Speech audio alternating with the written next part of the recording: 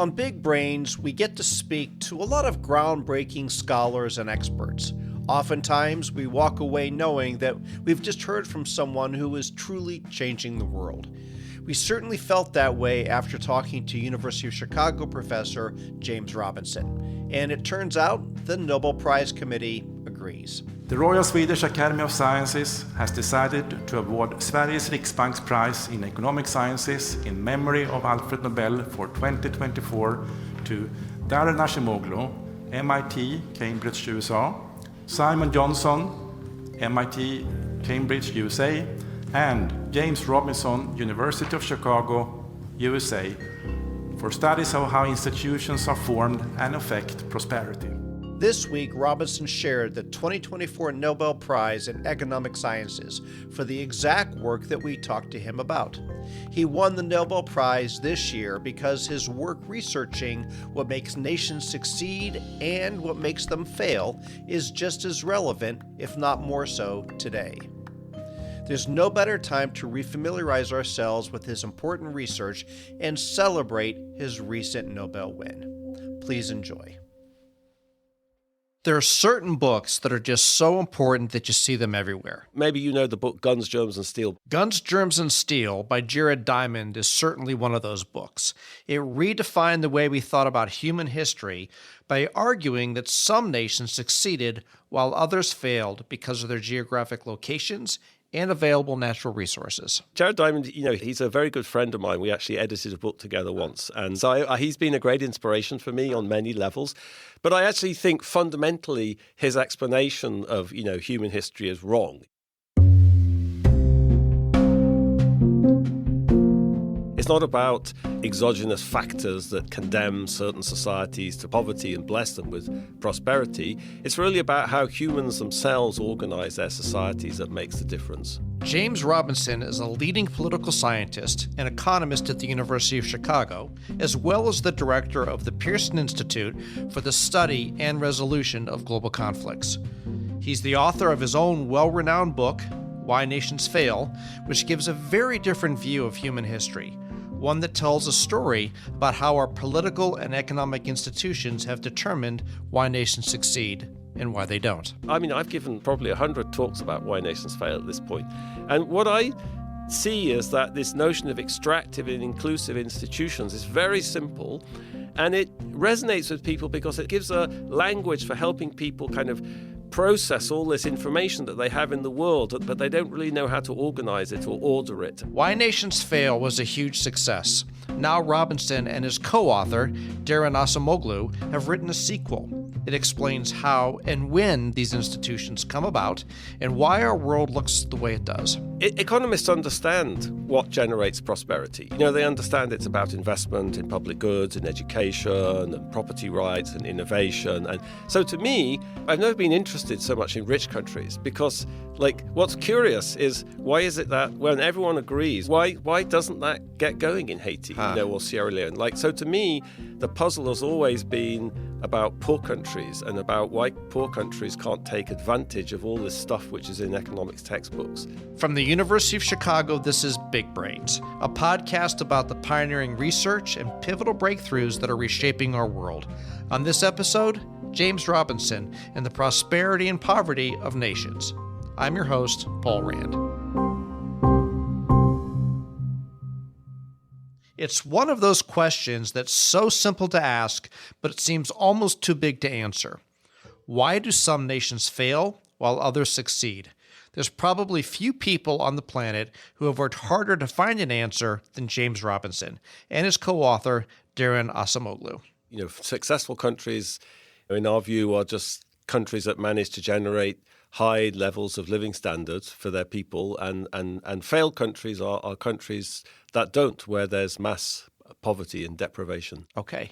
And so when you think about it, is there a fundamental idea of things that if you had to summarize what it is that pushes nations to fail or to succeed? How do you typically talk about that? Yeah, I think that whether or not a nation succeeds or fails depend on how the people in that society themselves organize that society, organize the institutions, the rules, that create different patterns of incentives and opportunities. That may sound basic, but it's actually a radical idea. For decades, scholars have argued that what separates successful and failed nations is their geographic location, resources, or culture. To illustrate why those theories don't work, we need to go to two towns along the southern border of the U.S., Nogales, Arizona, and Nogales, Mexico. Yeah, we start the book with these, what social scientists would call natural experiments, where you have kind of experimental-like variation in the way societies are organized, holding constant cultural factors or geographical factors. So it's a powerful way of trying to show that these other types of theories that people often like can't really explain what you observe. And what really matters about Nogales, which is essentially one town with a fence running down the middle, right, is that the northern half is in the United States and the southern half is in Mexico. North of the fence, in Nogales, Arizona, people invest in businesses and houses without fear of theft by others or the government. Their kids are in school, and they have relatively good incomes. South of the fence, however, in Nogales, Mexico, incomes drop to 1/3. Education rates plummet, and infant mortality rises. Yet there is no difference in geography or in climate, and very little difference in culture on either side of the fence. So what exactly has caused the differences in living standards? If you thought about over the last 100 years, why was Mexico so different from the US? Well, first of all, Mexico had this autocratic one-party state until extremely recently. There was no accountability, there was no political competition, there was no democracy at all. So that's part of what we call inclusive political institutions is about. It's about having political power broadly distributed in society so people's preferences count. And it's also about the state and the capacity of the state. So the Mexican state has just been much less able to develop capacity to provide public goods and order. And why is that? Well, because it was used as a tool of patronage and politics by the one-party state. So in our theory, the first layer is economic institutions that create different patterns of incentives and opportunities in the economic sphere. But lying behind that is political institutions. Politics is the study of how societies make collective choices. And for us, the way the economy is organized is a collective choice. The economic institutions, the rules, property rights, whatever it is, that comes out of the political system. So lurking behind economic differences must be political differences. Robinson and Acemoglu say there are two kinds of institutions, extractive and inclusive. Understanding how they work creates a useful framework for figuring out why nations succeed or why they fail.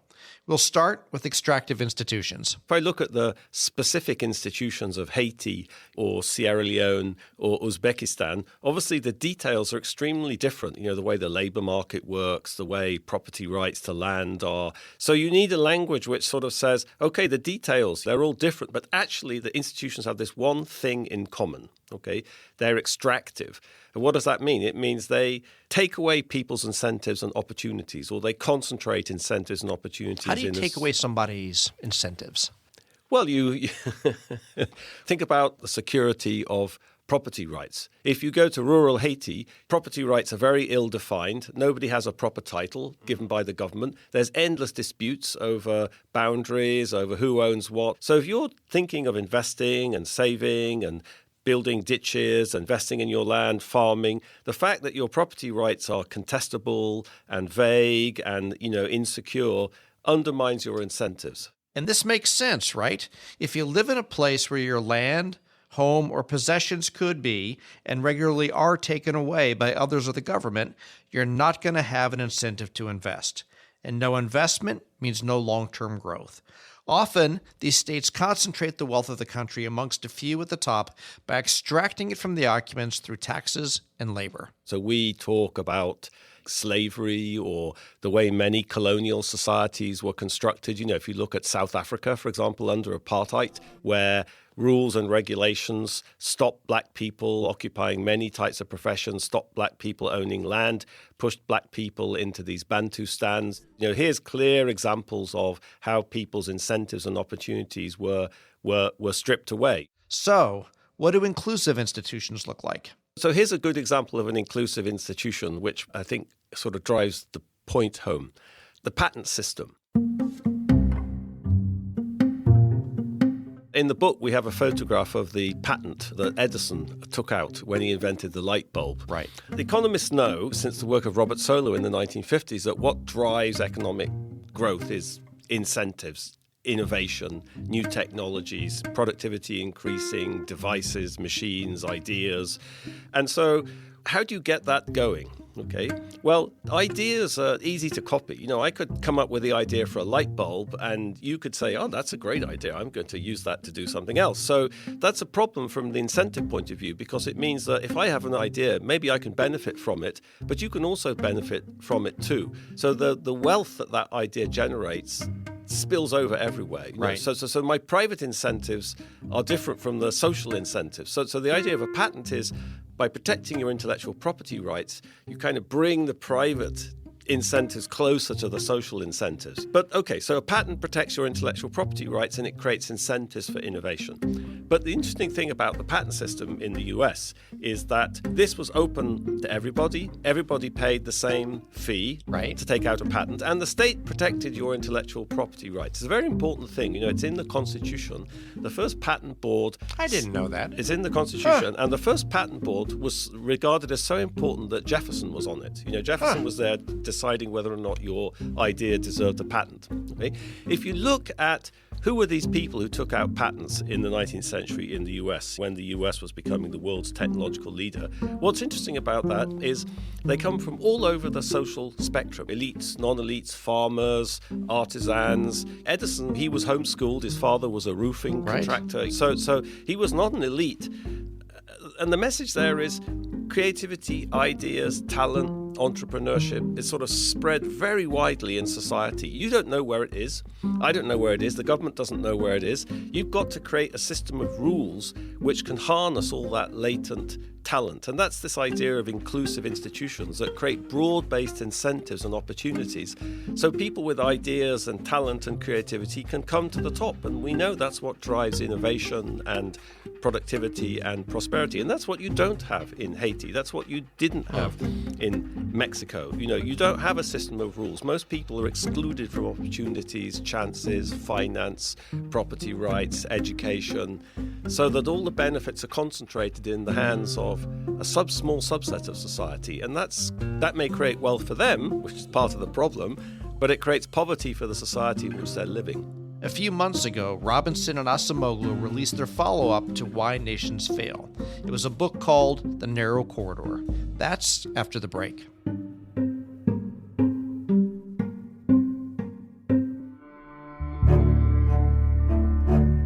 As the world resets, be part of the rethinking, remapping, and retooling to address society's most challenging issues. Be part of the lasting change with a master's degree from the Harris School of Public Policy at the University of Chicago. Full-time and part-time programs are available to help build your data science and analytical toolkit. Take the next step in your career journey and apply by June 1st at harris.uchicago.edu/admissions.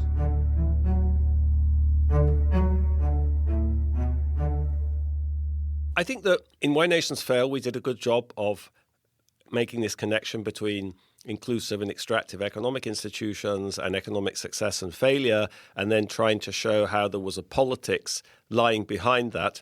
But then the question comes up, okay, so why is the world divided into countries which have extractive political institutions and inclusive political institutions? Where does that come from? You know, the current book, I think, makes two contributions. One, it tries to emphasize this notion of liberty as important both in itself, but also deeply connected to economic success. So liberty is, you know, you're free in the economic sphere, in the social sphere, in the political sphere, to undertake your choices, to do what you want to do without the threat of influence by other people, at least up to the extent whereby your choices don't adversely affect other people. So I think we have a fairly classical definition of liberty. But then the question is, you know, what explains these massive variation in the extent to which people in different societies in the world benefit from liberty or experience liberty. So what are the mechanisms that lead to that or don't lead to it? And how historically has liberty emerged in some parts of the world and not other parts of the world? You know, why is there much more liberty in Western Europe than in China? for example, or in India? Or why is there more liberty, I would say, in North America than there is in Latin America? So the way we try to think about this creation of liberty or illiberty is to say, you can think of this as coming out of a balance between the power of the state and the power or the organization of society. And Robinson and Acemoglu argue that there are three kinds of states, or leviathans as they call them: the absent leviathan, the despotic leviathan, and the shackled leviathan. So a despotic leviathan is perhaps the simplest thing to think about. We characterize, say, China right the way back since the first dynasty as a despotic leviathan, where the apparatus of the state and the institutions of the state completely dominate society. Another possibility, the kind of stark opposite to that, would be where society dominates the state. Think of Yemen. In Yemen, there's never really been a centralized state which has any authority over society. Society is kind of organized around kinship groups and tribes that are armed. They organize and provide public goods, completely independent of the state. And that's true of many parts of the world. In sub-Saharan Africa, think of Lebanon, think of large parts of the Philippines or Pakistan or Nepal. So that's not a strange anomaly. It's present in the modern world, and it's very prevalent historically. So we call that the absent leviathan. And so state dominates society, or society dominates the state. And in between, and this is the key to kind of liberty or creating what we call this shackled leviathan, the third type of state, is this balance between state and society. This balance between state and society is the narrow corridor from the book's title. Yes, it's this sort of zone where states and society are balanced, and it's a kind of equilibrium, and it's a contested equilibrium. So that state institutions don't want to be controlled by society. State elites would like to not be accountable. They'd like to do what they want, and society has to force them to be accountable. But what about the other side? What about going off the rails in the other direction, where in some sense discontent from society about institutions throws you out of this corridor? We are going to drain the swamp. I think President Trump it's a sort of complicated phenomenon, but it's clear that he identified a lot of discontent in US society Absolutely. About the way things were working that other politicians didn't get. And those are real issues, I think. The problems of this massive increase in inequality, problems of unemployment and marginalization. And I think there are real social problems here. And there's disillusionment with the ability of institutions to cope with these problems. So it's a challenge to stay in the corridor. And maybe that's what we're seeing now.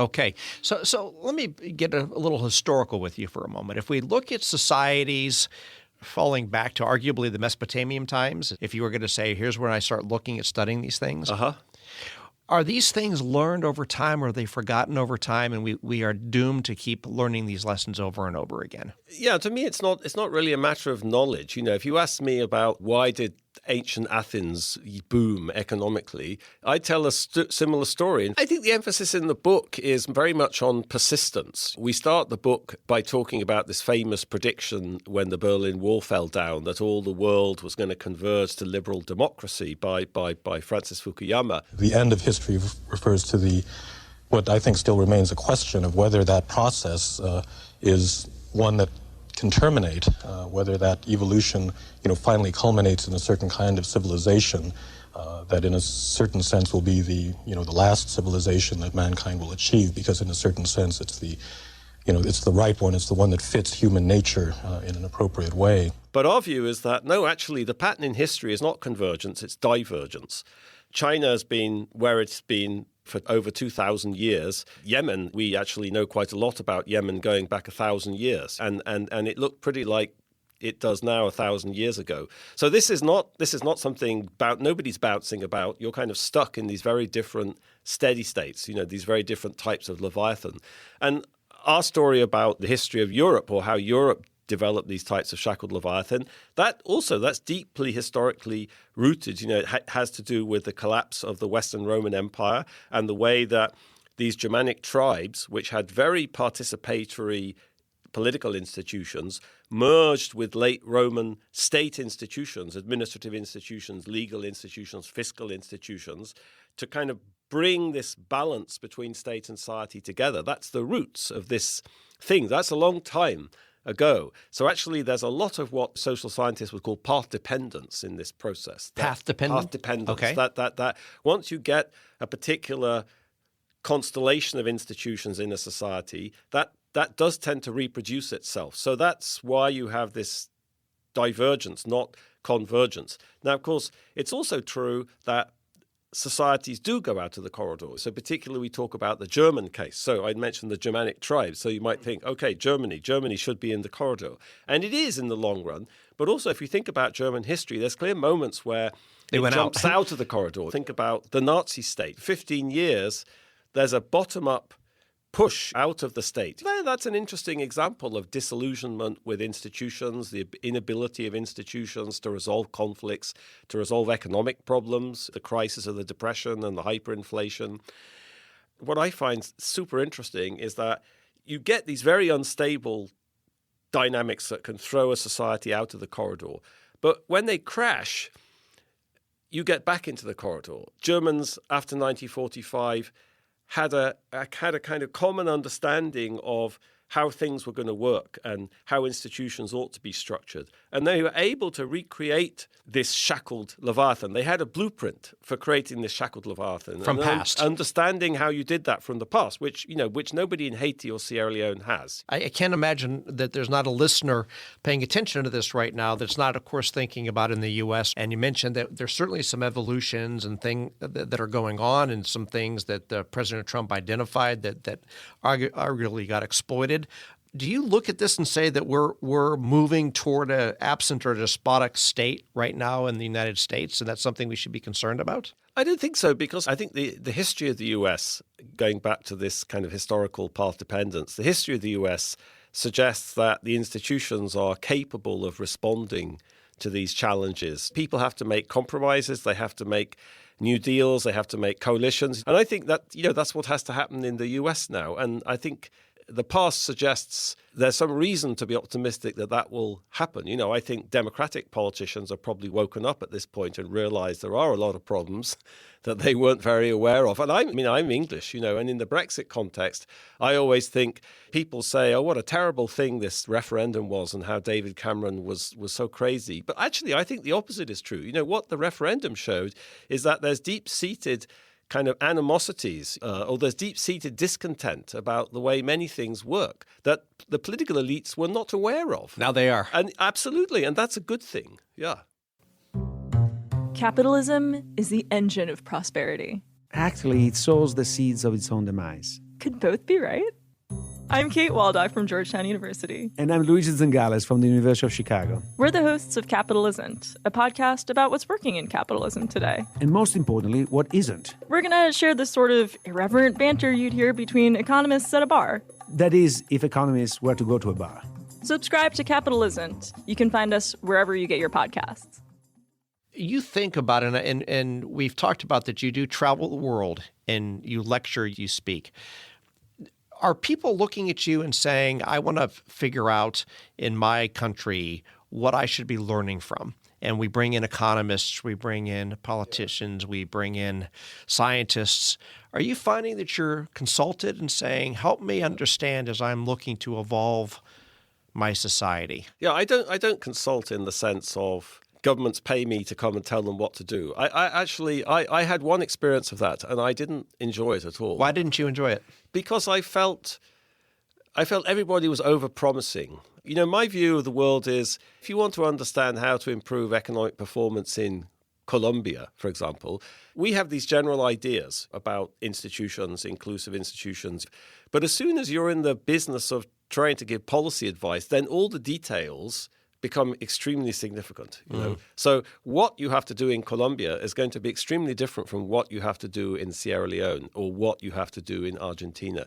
And then you need a lot of thick knowledge of those societies and so that's, I think, this business of running around the world telling Kazakhstan what to do is a fool's game, and I felt extremely uncomfortable personally to be involved in that, and I've never done it ever since. But actually going and telling people about my ideas and talking to them about They can do with it what they will. Yes, and for me, I find that incredibly interesting. Also just learning about the way people think about their problems and the challenges. Well, let me ask you, and this is not a consulting assignment, but if you're with students and the question came up with all the knowledge that you have, and the question was, well, how do you develop, if you're going to start with a clean sheet of paper and design the perfect society, how would you think about doing that? Oh, yeah, I'm not sure I have a good answer to that. One of the things that I personally find very enjoyable is all the sort of diversity of the world. What impresses me about the history of humanity is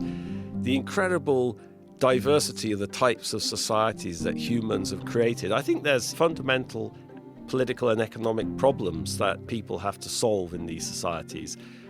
And they've solved them in different ways because humans are creative and they're innovative. Or, it's interesting if you think about like Homo sapiens. Homo sapiens spread all over the world without speciating. They got to they populated Greenland, but there wasn't like a Homo Greenlandius or whatever.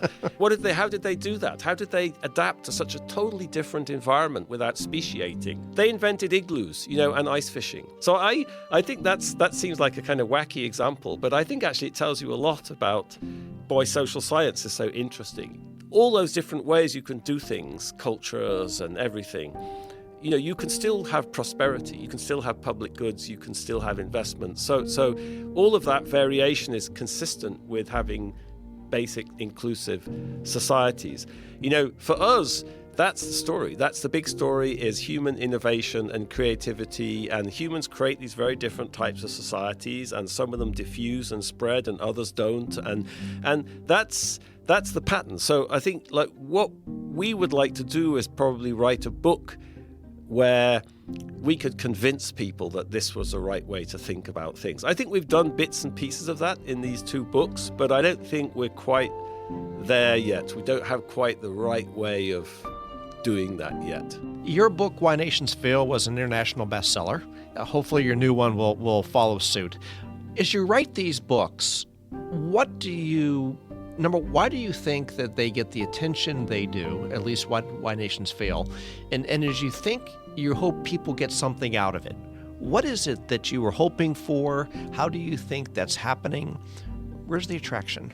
Well, yeah, I think academic research is so impenetrable for non-academics. The language is impenetrable, the methods are impenetrable. But often, the ideas can be said in quite a simple way. And I think Daron and I, we sort of read everything. We've always been inspired by political science, by anthropology, by reading history, by social, by all sorts of things. One of the reasons we wrote Why Nations Fail is that many of the things that we found inspiring or stimulated research, we're never able to include in an academic paper because that's just inappropriate. It's not scientific or whatever. So we thought, well, gosh, all these things have inspired us, and helped us think about the world. Maybe they'll inspire other people too. It's been surprising. I mean, we never thought the book was going to be successful, to be honest with you. We thought we'd have a shot at it, but we were expecting to fail dismally. But it's been incredibly rewarding, Well, I would argue that the simplicity and clarity of in or outside the corridor is also a compelling and hopefully understandable concept that will push this conversation even to a next degree. Well, we're hoping so too, but we'll have to wait and see.